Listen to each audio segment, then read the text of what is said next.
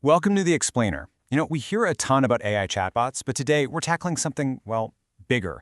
We're asking, can AI actually automate the really human stuff, like inventing new solutions and solving complex coding problems from scratch? Yeah, exactly. And to figure this out, we're going to dive into three super interesting research papers. They're all about how developers are getting creative, building these really sophisticated systems around large language models, or LLMs, to go after some seriously tough challenges. So let's get into it. All right, so here's the plan. First, we'll talk about the huge promise of AI, right? Then we'll get a bit of a reality check with a tricky 3D packing problem. After that, we'll look at two really clever approaches. One where the LLM is like a super smart assistant, and another where it's more of a creative partner. And then at the end, we'll pull it all together and see what this means for the future.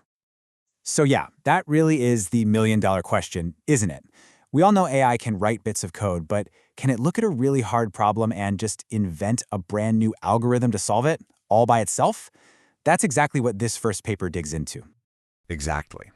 So this paper, Reevaluating LLM-based Heuristic Search, tackles the 3D packing problem. And that's basically a classic brain teaser. How do you stuff a bunch of different sized boxes into the smallest number of shipping containers? It's a notoriously hard problem.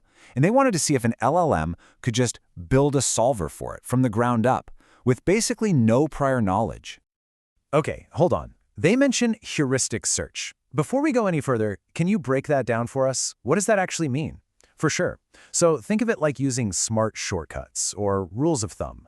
Instead of trying every single possible way to pack the boxes, which would literally take forever, a heuristic is a clever trick that guides you toward what looks like a good solution.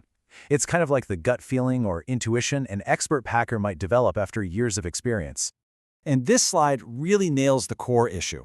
Asking an LLM to create a whole new solver from scratch, well, that's like asking someone to invent a completely new type of engine. It's a huge creative leap.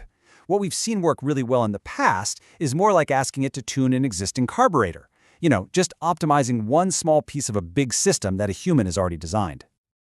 Okay, so how did that invent a new engine experiment actually turn out? It was a spectacular failure. A whopping 90% of the programs the LLM generated were completely unusable. I mean, they were riddled with runtime errors, they came up with solutions that were geometrically impossible, or they were just way too slow to even run. It turns out the model is just really fragile when you ask it to handle that kind of complex logic on its own. Wow, okay, so the researchers basically had to step in and give the LLM some training wheels then. They absolutely had to. They brought in two crucial supports. The first one is called constraint scaffolding. Think of this as giving the LLM a pre-built, verified toolkit for all the hard math and geometry. So it didn't have to worry about that. It could just focus on the big picture strategy. And the second thing was iterative self-correction, which is basically a feedback loop where the system shows the LLM its own mistakes and says, hey, this broke, try again. Right. And here's the really fascinating part. Even with all this help, even though it could have changed any part of the code it wanted, what did it do? It zeroed in on one tiny piece, the scoring function, and just tweaked that over and over. It never once came up with a new creative packing strategy. So it just got stuck optimizing a little math formula instead of inventing a whole new process. What's the takeaway from that? Well, it suggests there's a fundamental bias here. LLMs seem to be way more comfortable fine-tuning these self-contained mathematical bits than they are at inventing complex, step-by-step procedural logic. The big takeaway is, they aren't the autonomous inventors we might imagine them to be, at least not right now. Okay, so the LLM isn't some lone genius inventor sitting in a garage. Got it. But what if we change the job description? What if instead it's more like a super knowledgeable assistant who has read every textbook in the library? That's the idea behind our next paper, ReCode, which looks at fixing buggy code. Exactly. So ReCode is built on a really cool technique called Retrieval-Augmented Generation, or RAG for short. The best analogy is this. It's the difference between taking a closed book exam, where you have to rely only on your memory, versus an open book exam, where you can find the right chapter and look up the answer. By giving the LLM a perfect example of a similar bug fix, it can come up with a much, much better solution. Okay, that makes sense. But how does ReCode make that open book exam really work? I mean, it can't just be grabbing a random page from the textbook, can it? No, you're spot on, and this is where ReCode gets really clever. It has two big innovations. First, it's algorithm aware. It actually uses the LLM to take a guess at what kind of algorithm the buggy code is supposed to be, like a binary search or a greedy algorithm. That helps it narrow the search down a ton. And second, it uses something called a dual view encoder, which looks at the code and the text description of the bug separately, which helps it find a much better match in its knowledge base. And you can see how well it works right here. They tested this on a benchmark they called ReCode Bench, which is full of real-world bugs. And the numbers really tell the story. Just using their smarter encoding gave a nice little performance boost.